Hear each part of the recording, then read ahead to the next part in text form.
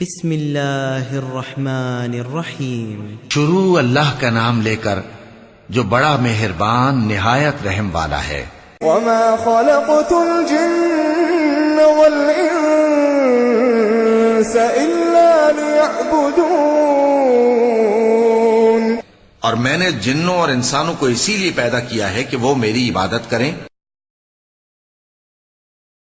الحمد للہ وکفا وسلام علی عبادہ الذین اصطفى، اما بعد، باب ما جاء فی حمایت المصطفى صلی اللہ علیہ وسلم جناب التوحید وصدہ کل طریق یوصل الی الشرک۔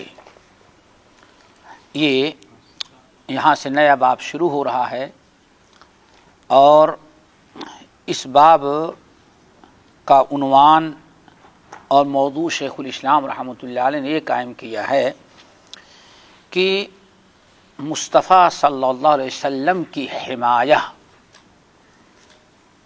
توحید کی حمایت اور شرک میں مبتلا کر دینے والی اور شرک تک پہنچا دینے والی تمام راہوں اور تمام راستوں کو بند کرنا، یہ باب کا مطلب ہے۔ یعنی رسول اللہ صلی اللہ علیہ وسلم نے توحید کی حمایت، حفاظت کی تاکید کی، اور اس سلسلے میں جتنے بھی راستے شرک کے، جتنی بھی چیزیں شرک کی سبب بن سکتی ہیں، شرک میں مبتلا ہو جانے کہ جتنے بھی اسباب اور جتنے وسائل اور طریقے تھے، سب کا دروازہ اللہ کے رسول نے بند کر دیا ہے۔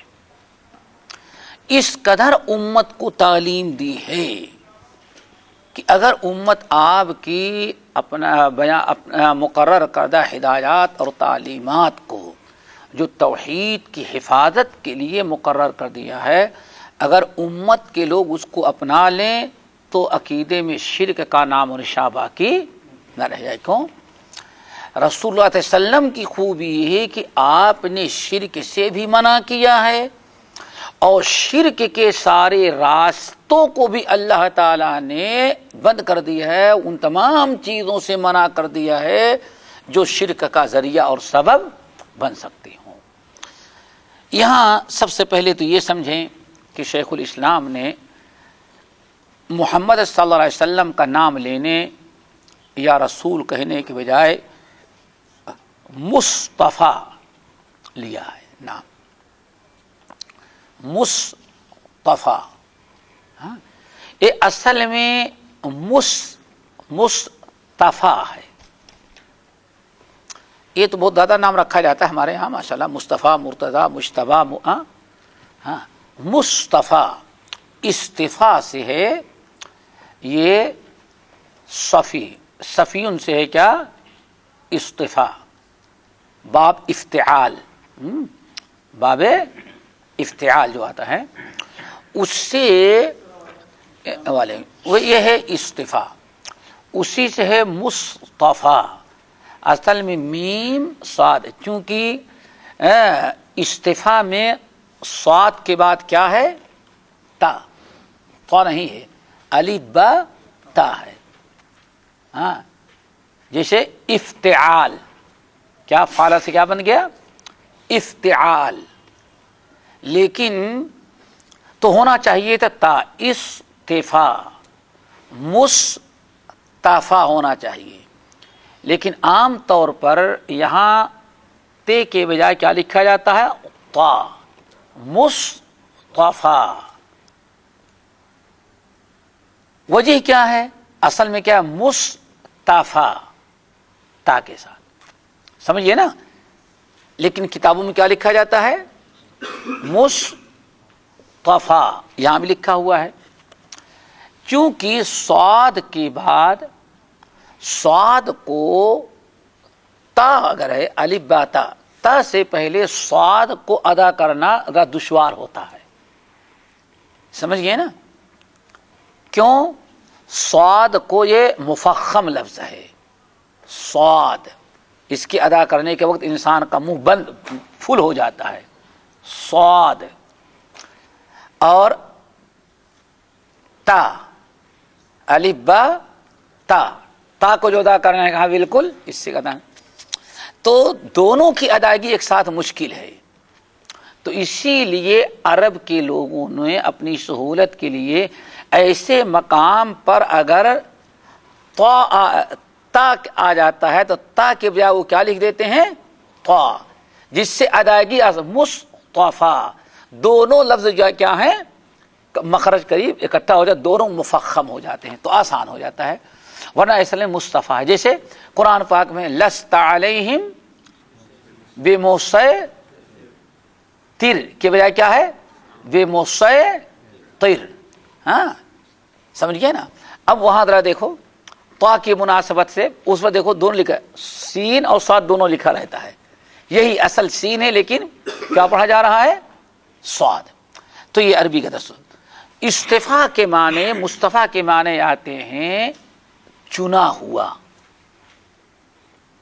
بہت ساری چیزوں میں سب سے خوبصورت چیز جس کو چن لیا جائے اس کو کیا کہا جاتا ہے، عربی زبان میں کہا جاتا ہے استفا، اور انگریزی میں کیا کہتے ہیں، سلیکٹ کیا ہوا.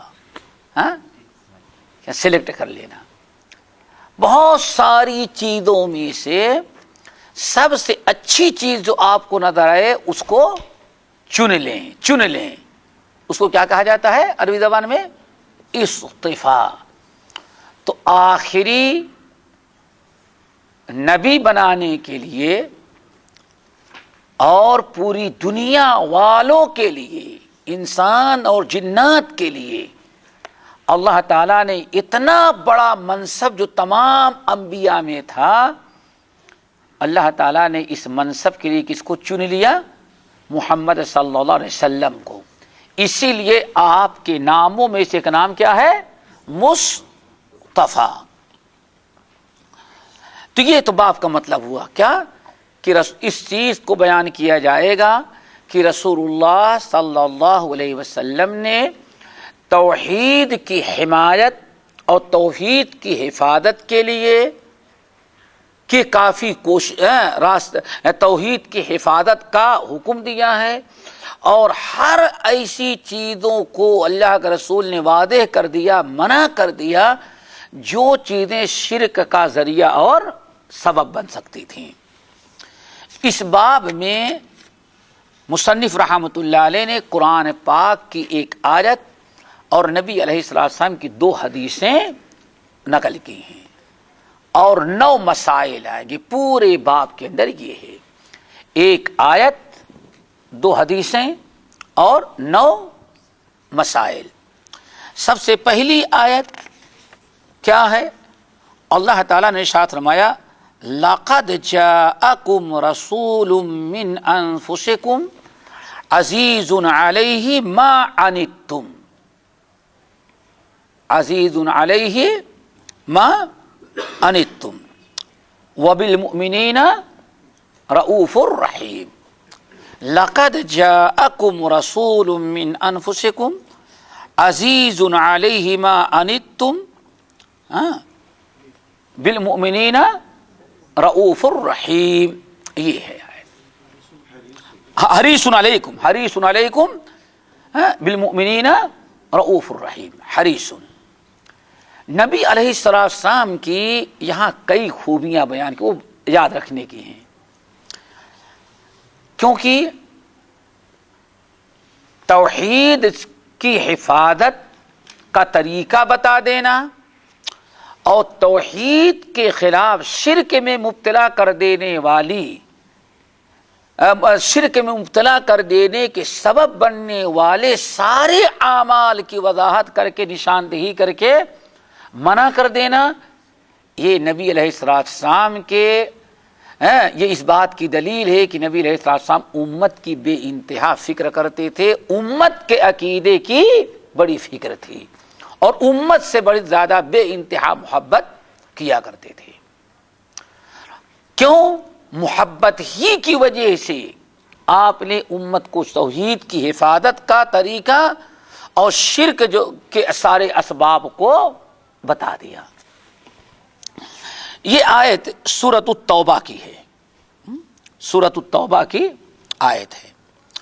اللہ تعالیٰ ارشاد فرماتے ہیں لَقَدْ جَاءَكُمْ رَسُولٌ مِّنْ أَنفُسِكُمْ، اے لوگو تحقیق کہ آ گئے تمہارے پاس رسول من انفسکم، جو خود تمہارے ہی نفس تمہارے جنس سے ہیں، عزیز علیہ ما عنتم حریص، کتنی چیزیں ہو گئیں؟ سب سے پہلی چیز تو ذرا سمجھیں کہ اب اللہ نے فرمایا عزیز ہیں، عزیز علیہ ما عنتم، حریص علیکم بالمؤمنین رؤوف الرحیم۔ سب سے پہلے تم پر عزیز ہیں، نمبر 2 حریص ہیں، نمبر 4 رؤوف اور رحیم۔ کتنی چیزیں ہو گئی؟ 4۔ عزیز ہیں اور حریص ہیں، رؤوف ہیں اور رحیم ہیں۔ اور آپ کی یہ چاروں صفت اور چاروں خوبیاں جو آپ نے بیان کی ہیں، اللہ نے بیان کیا، وہ بڑی تاکید کے ساتھ غور کریں۔ آیت میں دیکھیں کتابوں میں، لَقَدْ جَاءَكُمْ رَسُولٌ منکم من انفسکم، تو اس کے اندر اللہ رب العالمین نے ایک تو قسم کھائی ہے۔ کیا قسم؟ نمبر 2 آپ ذرا دیکھیں لام تاکید پڑھ چکے ہیں، لام تاکید۔ نمبر 3 قد، یہ قد جو آتا ہے یہ بھی کیا؟ تاکید، قد افلح المؤمنون، تحقیق کے لیے۔ تو 3 تاکید یہاں اللہ نے بیان کی ہے۔ ہاں، قسم کھائی، پھر اللہ تعالی نے لام تاکید، پھر لفظ قد، 3 تاکید بیان کیا ہے۔ 3 تاکید کے ذریعے آپ کے 4 خوبیاں، 4 صفات بیان کی ہیں۔ اور وہ چاروں صفات کیا ہیں؟ پہلی چیز تو یہ اللہ نے بیان فرمایا کہ جو رسول آئے ہیں وہ خود تمہارے جنس سے ہیں۔ اس کا 2 معنی ہے۔ ایک تو یہ ہے کہ رسول جو ہم نے بنا کر کے بھیجا ہے، نہ کوئی جن ہے نہ کوئی فرشتے ہیں۔ محمد صلی اللہ علیہ وسلم جو آپ کے تم لوگوں کے ہاں رسول جن کو ہم نے بنا کر کے بھیجا ہے، من انفسکم، وہ تمہارے ہی جنس سے ہیں، یعنی وہ بھی کیا ہے؟ انسان اور بشر ہیں۔ آئی بات سمجھ میں؟ یہ نہیں کہ ہم نے ان کو فرشتہ بنایا ہے اور یا جن بنایا ہے۔ یہ کیا ہے؟ من انفسکم، تمہارے جیسے ہیں، تمہارے ہی جنس سے ہیں، تمہارے ہی جنس سے ہیں۔ اور تم لوگوں کی جنس کیا ہے؟ انسان اور بشر۔ تو محمد صلی اللہ علیہ وسلم کو جو ہم نے رسول بنا کر کے بھیجا ہے، وہ بھی تمہارے ہی نسل، تمہارے ہی جیسے ہیں۔ کیا ہیں؟ جن، تمہاری جنس سے ہیں، یعنی انسان ہیں۔ جیسے قرآن پاک کے مختلف مقامات پر کیا آیا؟ قل انما انا بشر مثلکم یوحی الی انما الہکم الہ واحد۔ نہ یہ جن ہیں نہ فرشتے ہیں، اور جیسے ہمارے ہندو پاک کے لوگ کہتے ہیں نہیں کچھ نہیں لیکن نور ہیں، نور بھی نہیں بلکہ کیا ہے؟ بشر۔ اے نبی آپ ان سے کہیے کہ میں بشر ہوں، تمہاری ہی جنس، تمہاری قوم کا ہوں، جانتے ہو ہمارا باپ، ہماری ماں، ہمارے دادا، ہماری قوم برادری سب کو جانتے ہو تم لوگ، ہم بھی ماں کے پیٹ سے پیدا ہوئے۔ کیوں؟ تاکہ آنے والے آئندہ لوگ نبی صلی اللہ علیہ وسلم کو، جیسے یہود و نصارہ نے عیسیٰ کو اور عزیر کو اللہ تعالیٰ کا بیٹا قرار دے دیا، بشریت کے تقاضے سے نکال کر کے الوہیت کے مقام پر پہنچا دیا، ہمارے نبی کے ساتھ یہ لوگ نہ کر سکیں۔ ٹھیک ہے نا؟ دوسرا ایک معنی اور ہوتا ہے کہ اے عرب کے لوگوں، تمہارے یہاں جو ہم نے رسول بنا کر کے بھیجا ہے، یہ کوئی اجنبی تو نہیں ہے، یہ تو تمہارے ہی اپنے قوم کے ہیں جن کو بچپنے سے تم لوگ اچھی طرح سے جانتے ہو۔ اس میں فائدہ کیا ہوا؟ آپ حضرات جانتے ہیں کہ رسول اللہ صلی اللہ علیہ وسلم جب تک نبی نہیں بنائے گئے تھے، اس وقت بھی، نبوت کے پہلے بھی، سارے مکے اور عرب کے لوگ اپنی قوم کا سب سے بڑا سچا اور امانت دار کس کو سمجھتے تھے؟ محمد صلی اللہ علیہ وسلم کو۔ اسی لیے جاہلیت میں کفار مکہ نے آپ کو کیا لقب دے رکھا تھا؟ الصادق الامین۔ ذرا سوچیں، تو اللہ رب العالمین نے فرمایا کہ اگر کسی اور تم لوگوں کے پاس ہم نے نبی بنا کر کے بھیجا محمد صلی اللہ علیہ وسلم کو، تو تم کہتے ہو جھوٹ بول رہے ہیں، پاگل ہو گئے ہیں، یہی کہتے تھے نا، ساحر کذاب، جھوٹے ہیں یا جادوگر ہیں، کبھی کہتے مجنون ہیں، کبھی کہتے کاہن ہیں، طرح طرح سے آپ کو بدنام کرنے کی کوشش کر رہے تھے۔ تو اللہ تعالی نے لوگوں سے کہا، مکے والوں سے، ذرا دیکھو، اگر یہ کہیں باہر کے ہوتے، کسی اور ملک سے، کسی اور قوم سے جن کو تم لوگ نہیں پہچانتے، اور ان کو نبی بنا کر کے آپ کے ہاں بھیج دیتے، تو تم لوگوں کو شک شبہے کی گنجائش تھی۔ سمجھ گئے نا؟ تم کو شک شبہے کی گنجائش تھی، لیکن ہم نے تو نبی ان کو بنا کر کے بھیجا جن کی پیدائش سے لے کر کے نبی نبوت کا اعلان کرنے سے پہلے کی ساری زندگی بھر کا ریکارڈ تمہارے آنکھوں کے سامنے ہے۔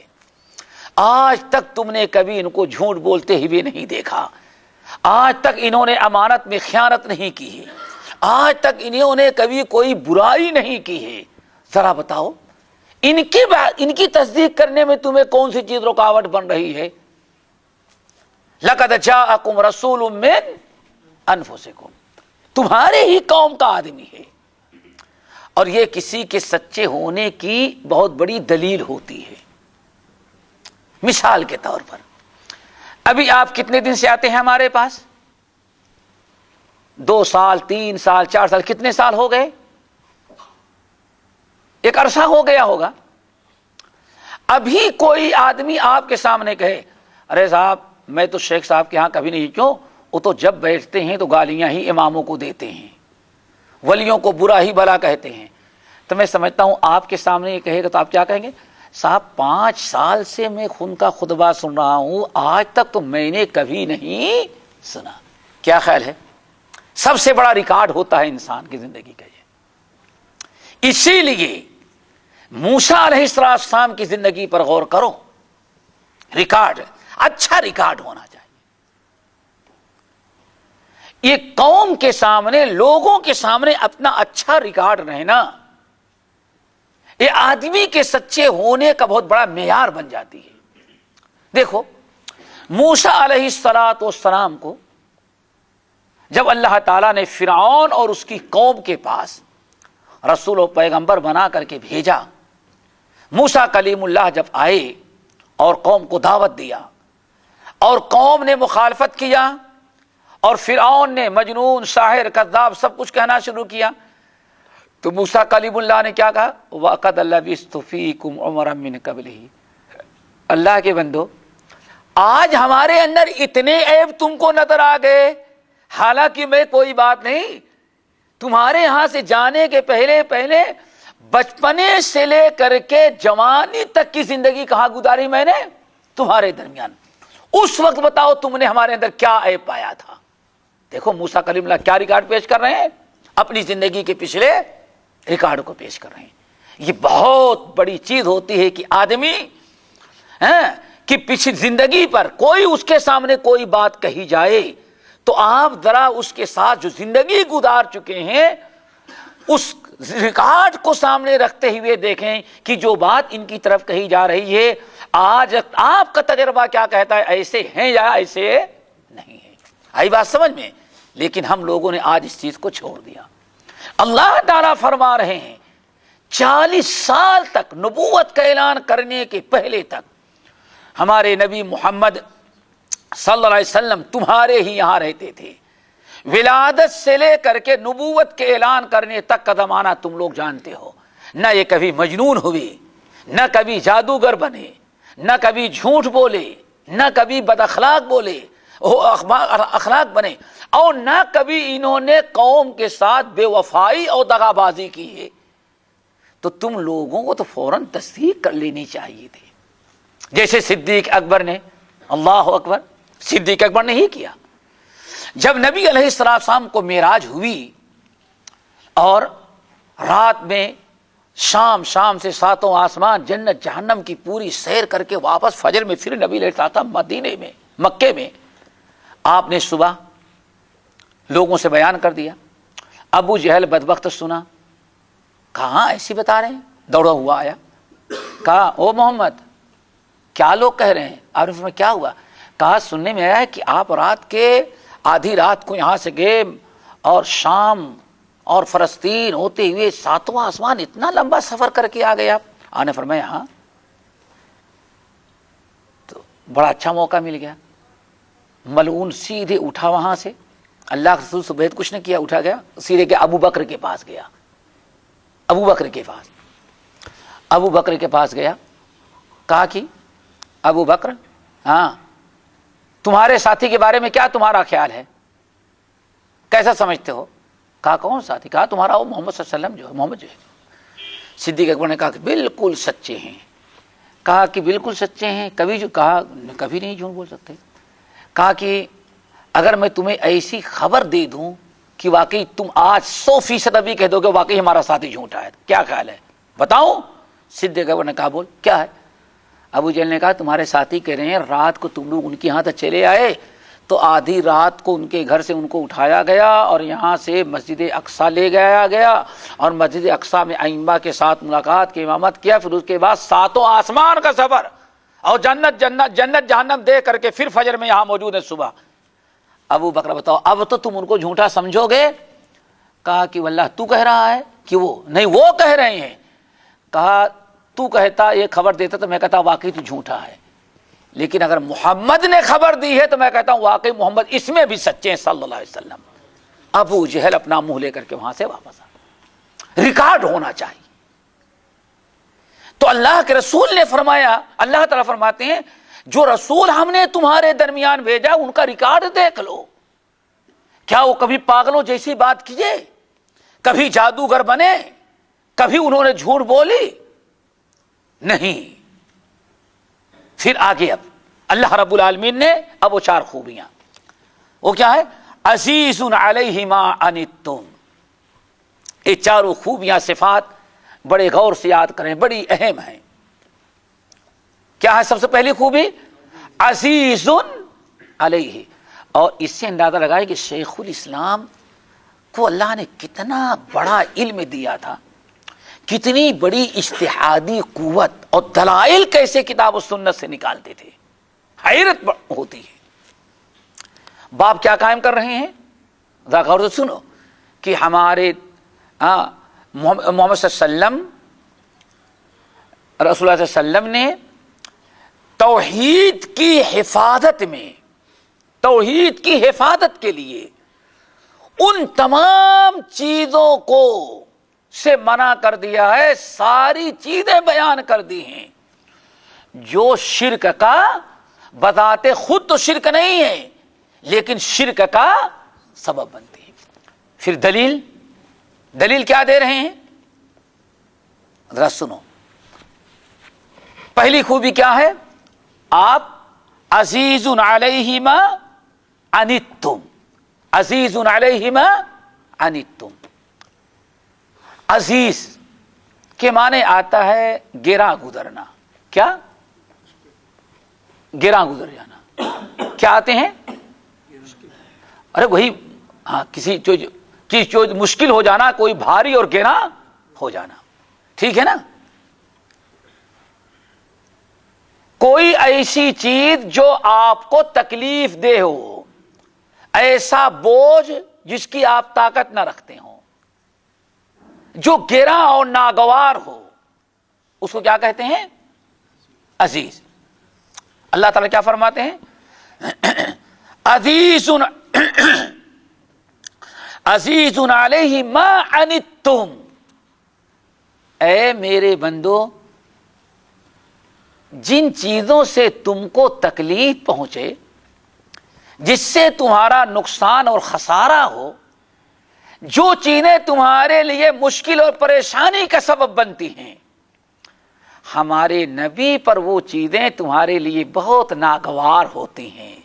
نبی کبھی ایسی چیز کو برداشت نہیں کر سکتے جو تمہیں تکلیف کا باعث بنے۔ آئی بات سمجھ میں؟ نہیں آیا؟ ذرا دیکھو نبی کی ہمدردی کیا بھائی؟ نہیں بھائی ان کو تکلیف دیں یہ مجھے برداشت نہیں، اس کو کیا کہا گیا ہے؟ کہا جاتا ہے عزیز علیہ، عزیز علیہ ما عنتم۔ عنت کے معنی آتے ہیں مشکلات۔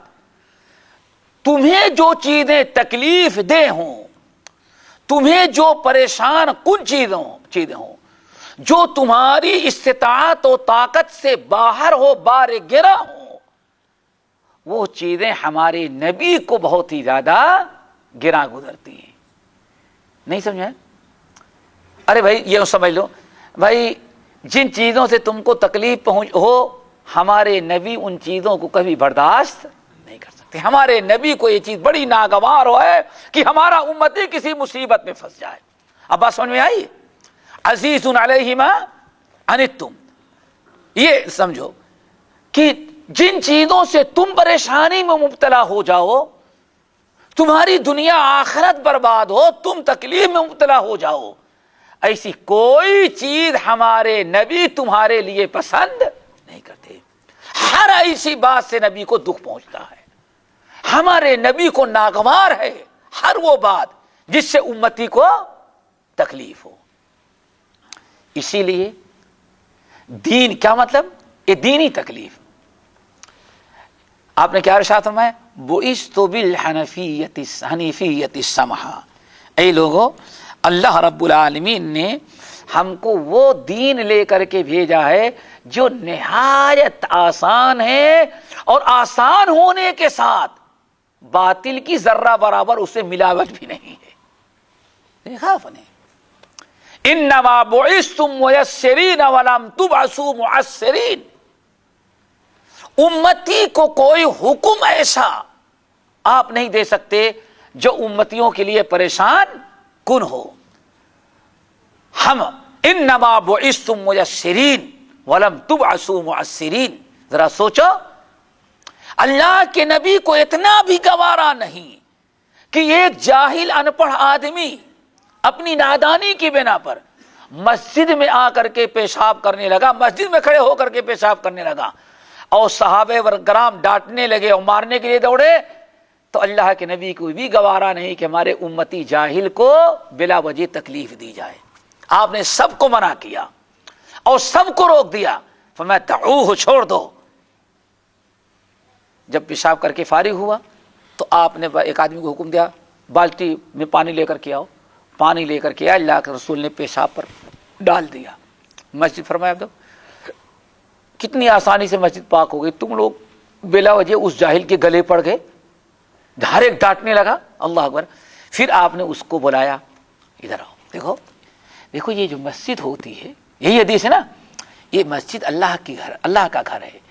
یہ مسجد بنائی جاتی ہے نماز کے لیے، ذکر کے لیے، تلاوت قرآن کے لیے، دینی کاموں کے لیے۔ اگر تم مسجد میں بیٹھے ہو، تم کو پیشاب آ جائے تو باہر جا کے پیشاب کرنا چاہیے۔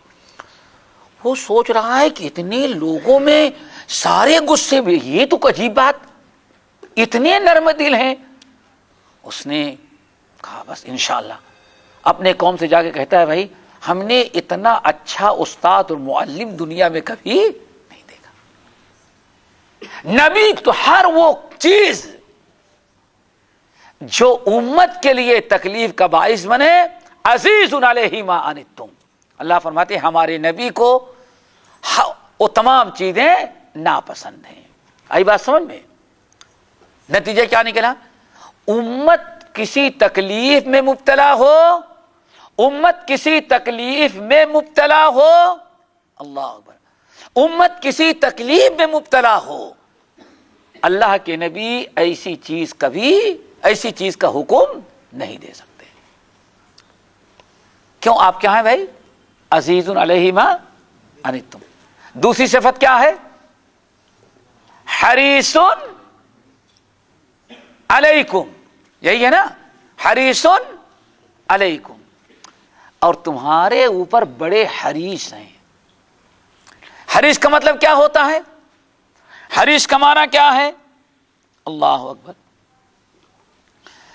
حریص کا مطلب یہ ہوتا ہے، حریص صاد کے ساتھ فعیل، حریص، ہرس، ہرس، ہرس، حریص، حریص کے معنی کیا آتے ہیں؟ وہ بھی سمجھنے کی چیز ہے۔ کیوں؟ اللہ کے رسول کی دوسری خوبی اللہ نے کیا بیان کی ہے؟ دوسری سے بات یہ حریص ہیں، عزیز علیہ ما عنتم، تم کو جو تکلیف دینے والی چیز ہوتی ہے اس میں سے ہر چیز ہمارے نبی کو ناگوار گزرتی ہے، تمہاری تکلیف پر نبی برداشت نہیں کر سکتے۔ دوسری خوبی کیا ہے؟ حریص علیکم، اور ہمارے نبی تم پر بہت ہی زیادہ حریص ہیں۔ حریص کا مطلب کیا ہوا؟ حریص کہتے ہیں سامنے والا، کون؟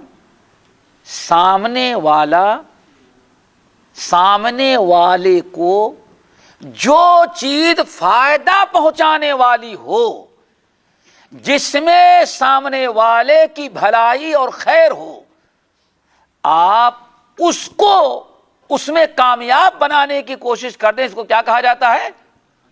حریص۔ نہیں سمجھ میں آیا پوری طرح؟ سامنے والا ایک شخص ہے،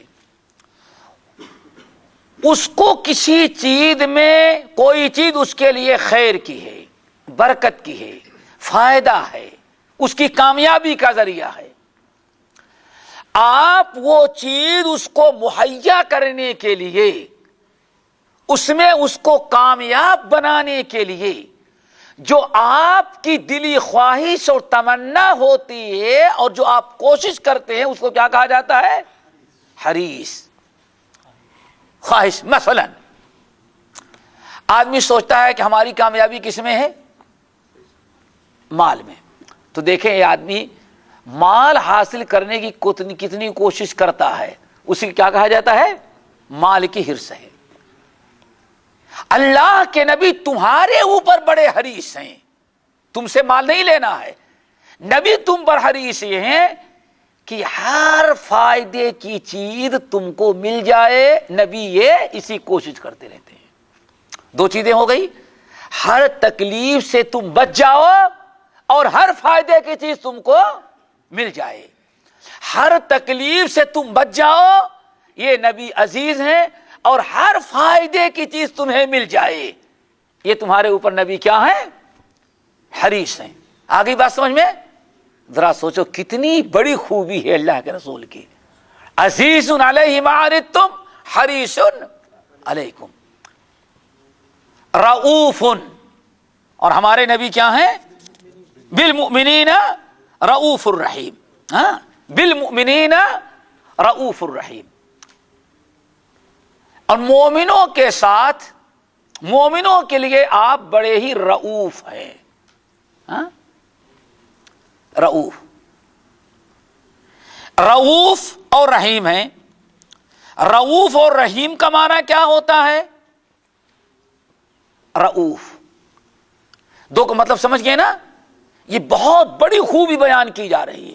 عزیز، پہلی خوبی عزیز علیہ ما عنتم، جس کا مطلب کیا ہے؟ نبی کی کوشش یہ ہوتی ہے کہ ہر نقصان دہ تکلیف دہ چیز سے تم کو بچائیں، ٹھیک ہے نا؟ اپنے تعلیم کے ذریعے، اپنی کوششوں کے ذریعے تم کو ہر نقصان دہ اور تکلیف دہ چیز سے بچائیں. حریص علیکم، دوسری خوبی کیا ہے؟ حریص. اس کا مطلب کیا ہے؟ ہر فائدے والی اور کامیابی والی چیز تمہیں بتائیں اور تمہیں عطا کر دیں، تمہیں مہیا کر دیں. یہ کس کا مطلب ہے؟ حریص کا. رؤوف، رؤوف کیا ہے؟ اللہ اکبر. رؤوف ہے رأفت سے. کیا؟ رأفت، رأفا، را اور الف پر حمزہ دے، رأفت.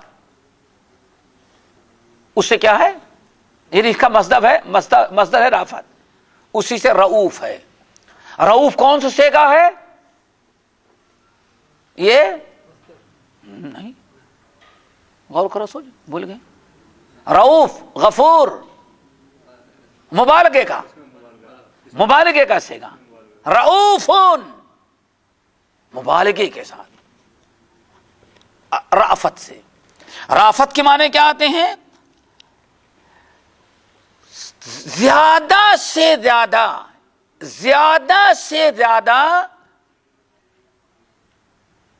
رافت کہتے ہیں زیادہ سے زیادہ نرم دلی کے ساتھ آپ کسی پر مہربان ہو جائیں. اس کو کیا کہتے ہیں؟ رافت. دل بھی نرم ہو، رقت طاری ہو جائے. کیوں؟ جب کبھی ہوتا ہے کسی پر مہربانی آپ کب کریں گے؟ جب آپ کے دل میں،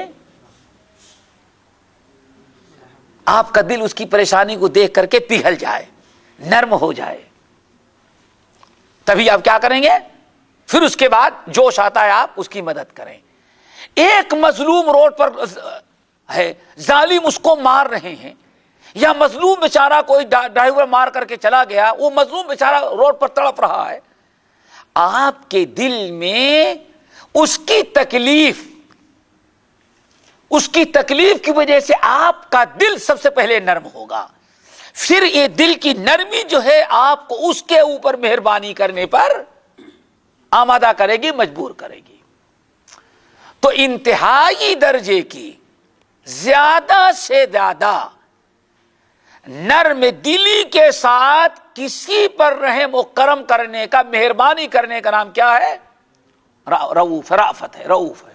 تو کیا مطلب ہوا؟ آپ غایت درجے کے نرم دل اور رحم کرنے والے ہیں، رؤوف ہیں. نمبر 4، چوتھی خوبی کیا ہے؟ الرحمہ. کیا ہے؟ الرحمہ. رحیم، رحمت مصدر ہے، رحمہ یرحم، رحمن و رحمتن. یہ کیا ہے؟ رحم. رحم اللہ آتا ہے نا، رحم اللہ، رحم رحمت سے ہے، اور رأفت ہے، رؤوف رأفت سے ہے، اور کس سے ہے؟ رحمت سے. رحمت کے معنی کیا آتے ہیں؟ دل میں ایسی نرمی پیدا ہو، دل اس طرح سے نرم ہو کہ سامنے والے نرمی کے ساتھ جتنی نرمی اتنی ہی زیادہ اس کی محبت بھی ہو. آئی بات سمجھ میں؟ نرم رافت کس کو کہتے ہیں؟ نرم دلی کے ساتھ زیادہ سے زیادہ سامنے والے پر مہربانی کرنے کا نام کیا ہے؟ رافت ہے. اور رحمت کس کو کہتے ہیں؟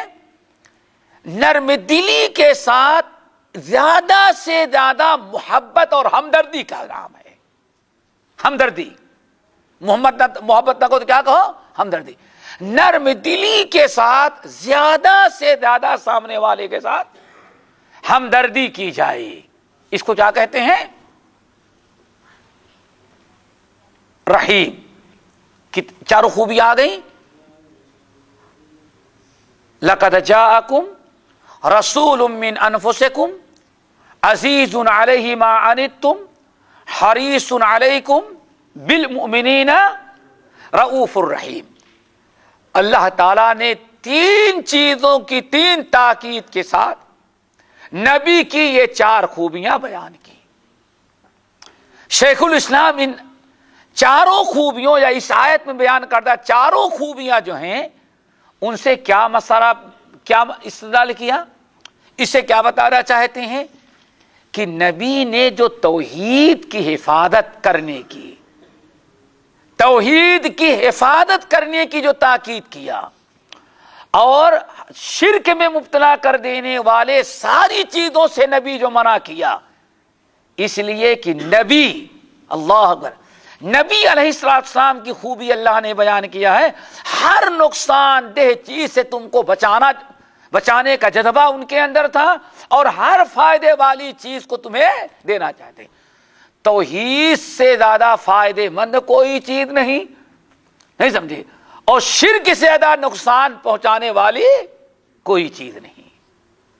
तो ये चारों खूबियां अल्लाह के रसूल के अंदर अल्लाह ने रखी हैं, और यही खूबियां हैं, यही सिफात है जिसकी बना पर अल्लाह के रसूल ने क्या किया, शिर्क के सारे दरवाजे बता दिए, शिर्क के सारे रास्तों से उम्मत को आगाह कर दिया कि ये नहीं करना, ये नहीं करना, ये नहीं करना। क्यों? ये चीजें अगर तुम करने लगोगे तो वाकई तुम्हें ये चीजें शिर्क में मुब्तला कर देगी। बात आ गई, बात हो गई, समझ आ गई। चलो फिर अब हदीस जो नकल की है ये सुनन अबी दाऊद की हदीस है। कहाँ की हदीस है? सुनन अबी दाऊद की हदीस है। और सुनन अबी दाऊद के अलावा मुस्नद अहमद बिन हम्बल वगैरह की भी हदीस है, और तमाम मुहद्दिसीन ने तकरीबन इसको सही करार दिया है। हदीस क्या है? अबू हुरैरा रज़ियल्लाहु ताला अन्हु रवायत करते हैं कि रसूलुल्लाह सल्लल्लाहु अलैहि वसल्लम ने इरशाद फरमाया, ला तजअलू बुयूतकुम कुबूरा, ला तजअलू बुयूतकुम कुबूरा वला तजअलू कबरी ईदा वसल्लू अलैया फइन्न सलातकुम तबलुगुनी हैसु कुंतुम। इस हदीस में रसूलुल्लाह सल्लल्लाहु अलैहि वसल्लम ने तीन चीजों का हुक्म दिया है।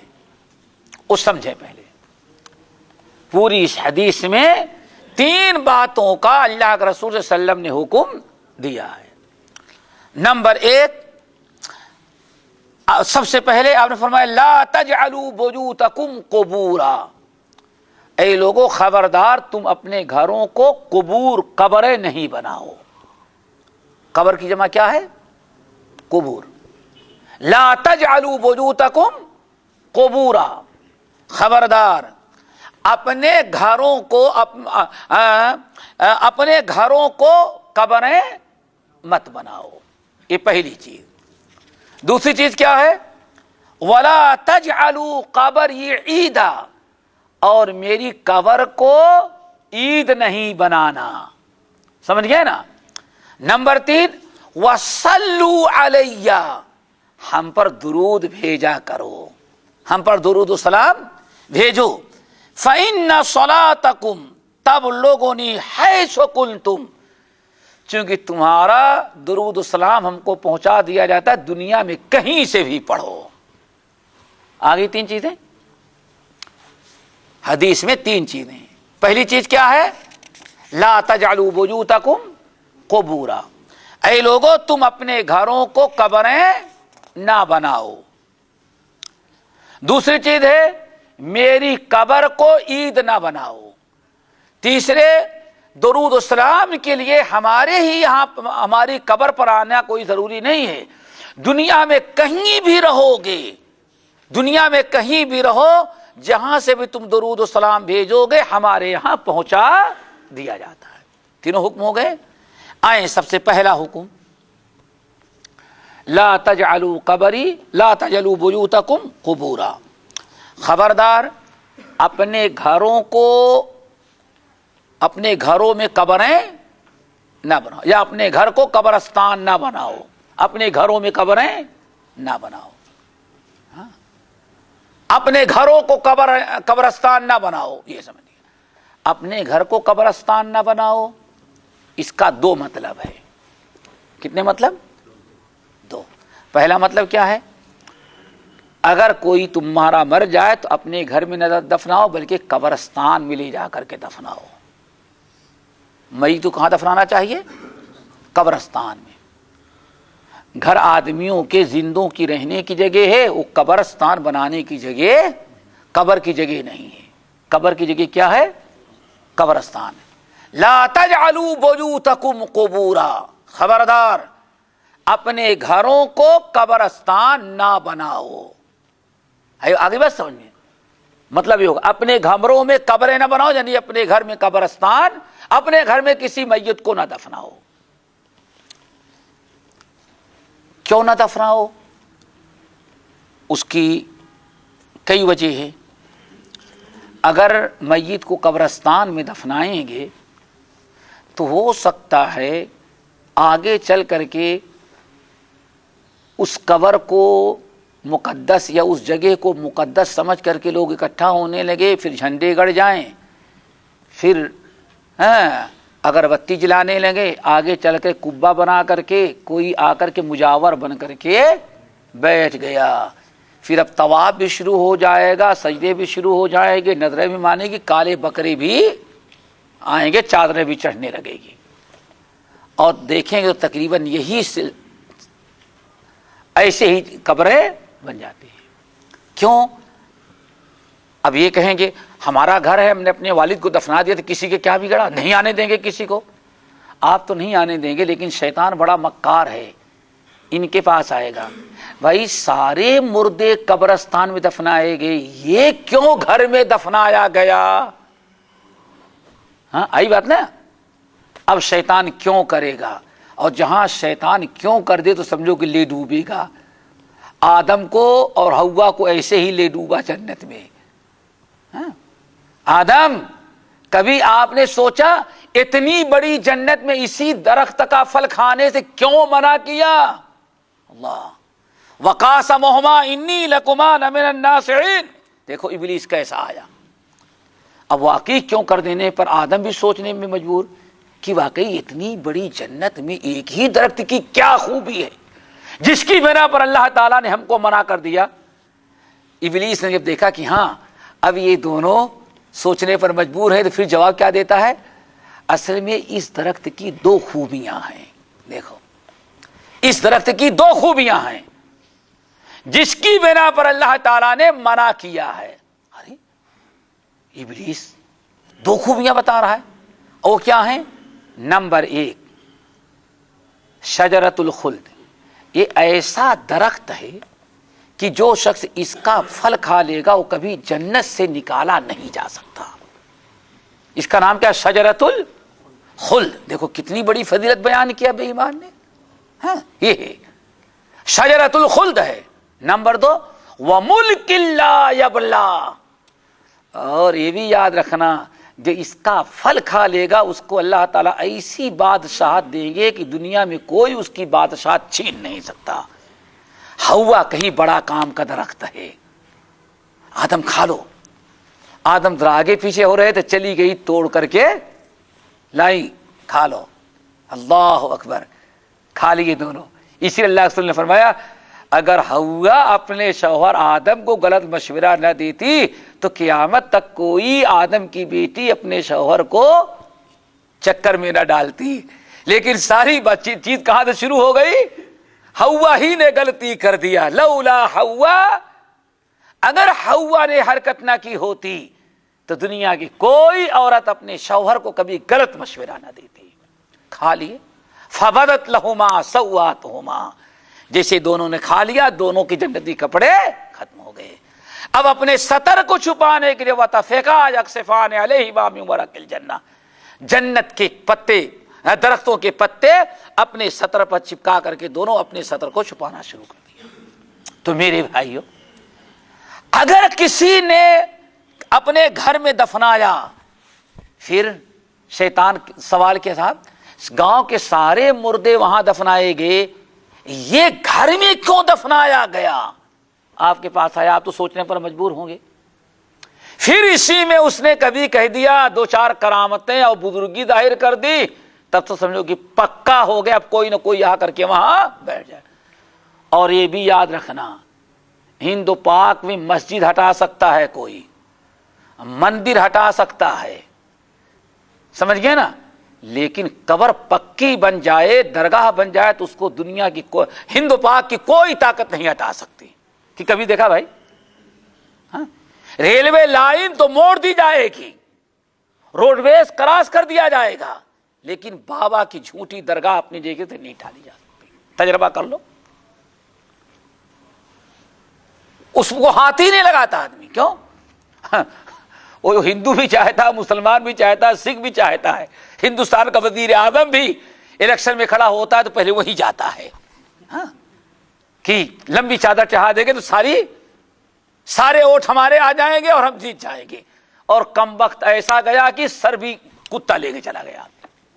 हालांकि कहा जाता है दुनिया में किसी दरगाह पर सबसे बड़ा झंडा जिसने चढ़ाया था दुनिया में, तो वही था जो अजमेर पर जाके चढ़ाया था। इतना बड़ा, इतनी बड़ी चादर आज तक दुनिया में किसी ने दरगाह पर नहीं चढ़ाई। लेकिन मेरे भाई, वह तो इज़्ज़ु मन तशा तूतिल मुल्क मन तशा व तंज़िउल मुल्क मिम्मन तशा वाली बात है। तो एक तो ये नुकसान होगा कि आगे वो शिर्क का जरिया बना। और यही शेखुल इस्लाम बतलाना चाहते हैं। नंबर 2 मेरे भाई, एक बड़ा नुकसान और खसारा क्या होगा अगर घर में किसी को ने दफना दिया अपने मैयत को, तो अल्लाह अगर मुसलमानों की दुआओं से महरूम रह गया मिस्कीन। क्यों? अगर कब्रिस्तान में दफनाया जाता तो जरा सोचें, कौन सा मुस्लिम कब्रिस्तान होगा कि 2, 4, 10, 20, 25, 100, 200 मुसलमान 24 घंटे में वहां ना जाते हो? कि नहीं जाते भाई? अरे चलो भाई 5 आदमी जाते ही होंगे कि नहीं जाते होंगे? जो पब्लिक कब्रिस्तान होता है, जो भी मुसलमान वहां जाएगा, अगर 5 मुसलमान गए 24 घंटे में, अस्सलामु अलैकुम या अहलल कुबूर अंतुम सलफुना व नहनु बिल अथर व इन्ना इंशाअल्लाह बिकुम ललाहिकून यगफिरुल्लाहु लना वलकुम। जरा सोचो, वो मुसलमान जितने मुर्दे कब्रिस्तान में दफनाए थे, हर एक के हक में दुआएं मगफरत करके आया। और कब घर में दफना लेंगे तो आपके बाप के लिए कौन दुआएं मगफरत करने के लिए आएगा? मुसलमानों के दुआओं से वो क्या होगा? महरूम हो जाएगा। तो एक मतलब तो ये मेरे भाई। इसी तरह से और जरा सुनो, ये भी हो सकता है कि अगर कब्र घर में हो, हाँ, घर में कब्र है, और खास तौर से इस जमाने में घर में कब्र हो, कब्र में शोर मचाने से अल्लाह के रसूल ने मना किया, जूता पहन के जाने से मना किया। और जो कब्र घर में होगी तो आज तो 24 घंटे टीवी चलता ही रहेगा। ये थक जाएंगे तो मैडम शुरू कर देंगी, थक जाएंगी तो बच्चे आके चालू कर देंगे। और हमने सुना है कि टीवी ऐसा हो गया है कि बटन दबाते जाओ 24 घंटे खुला हुआ है। उस मुर्दे को गाना सुनने को मिल रहा है, यही कहेंगे ना टीवी। अरे कितनी बड़ी तौहीन कब्र की हो रही है। आज किसी मुसलमान कब्रिस्तान के सामने अगर कोई हिंदू गाना गाने के लिए रेडियो लगवा दे तो सारे मुसलमान लड़कर हिंदू मुस्लिम फसाद हो जाए। लेकिन अपने घर में या कोई बुजुर्ग हो, उसकी दरगाह पर कव्वाली लगा करके ढमाढम तबला भी बजाता है, वो तौहीन नहीं होती। हिंदू वही काम करता तो तौहीन है, और मुसलमान उसका 10 गुना ज्यादा करता वो तौहीन नहीं है। तो तौहीन है, घर वालों को तकलीफ, बहुत सारी मुश्किलात हो जाएगी। बहरहाल नुकसान भी होगा। और सबसे बड़ी वजह क्या है? शिर्क का एक बहुत बड़ा जरिया है। ठीक है, अब यहां एक इश्काल है। बहुत लोग कहते हैं अच्छा घर में कब्रिस्तान नहीं बनाना चाहिए, कब्र नहीं, मुर्दे को नहीं दफनाना चाहिए, घर में कब्रें नहीं बनाना चाहिए, तो अल्लाह के रसूल की कब्र क्यों घर में है? शिर्क करने वाला मदीना जाता है और 20 और 8 का झगड़ा होता है तो सारे दुनिया के मुसलमान रमजान में मक्का और मदीने को देखते कि वहां कितनी तरावी हो रही। बाकी इसके अलावा मक्के मदीने में क्या हो रहा है कुछ नहीं देखता। हाँ? बस ये देखा कि हाँ रमजान में मक्का मदीना तरावी की नमाज, और जहां आ जाए कब्र के सजदा करने का इसका उसका, तो फौरी तौर पर मुसलमान की निगाह कहां चली जाती है? मदीना। तो नबी अलैहिस्सलाम की जो कब्र है घर के अंदर, उसकी दो वजह है। एक वजह तो यह है कि नबी अलैहिस्सलाम को कहाँ दफनाया जाए, तो पीछे आप लोग पढ़ चुके हैं। हज़रत अबू बकर सिद्दीक रज़ी अल्लाह तआला अन्हु क्या हदीस पेश की कि नहीं, अल्लाह के रसूल ने फरमाया कि नबी जहाँ इंतकाल करते हैं उनको वहीं दफना दिया जाए। ठीक है ना। एक सबको कब्रिस्तान दफनाने का अल्लाह के रसूल ने हुक्म दिया, लेकिन आप फरमाया अब नबी कहाँ दफनाए जाते हैं, जहाँ इंतकाल करते हैं जिस घर में।